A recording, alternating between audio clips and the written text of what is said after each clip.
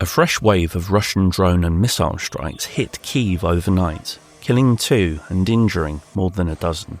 Officials say most of the drones were intercepted, but the impact on the ground was still severe.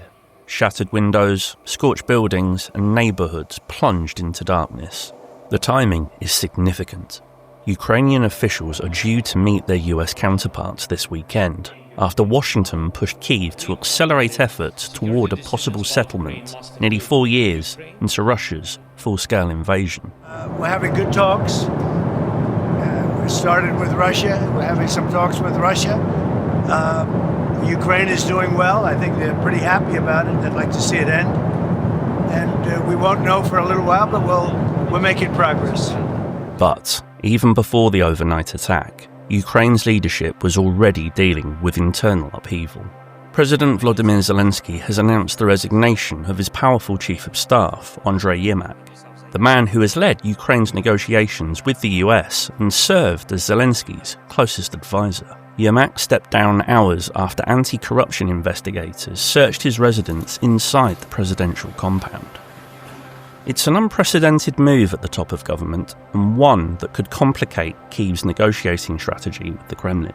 Довіри немає до такої людини, і так що воно відбувається тим більше на фронті, які корупції проходять у нас по державі в цих всіх наших владах. І хто він такий, Єрмак взагалі невідомо, звідки він взявся і чим він до цього всього, до цієї посади займався. Zelensky said he was resetting his presidential office and would begin selecting a new chief of staff immediately. Yermak's name has already been removed from the delegation heading into the next round of US talks. Investigators say their search was part of a broader probe into a $100 million energy sector scandal that has dominated domestic headlines. Yermak insists he hasn't been named a suspect and says he's cooperating fully. His resignation adds to the political pressure on Zelensky, who is juggling domestic frustration, Western expectations and warnings from Brussels that Ukraine's EU ambitions depend on tackling corruption at the highest levels.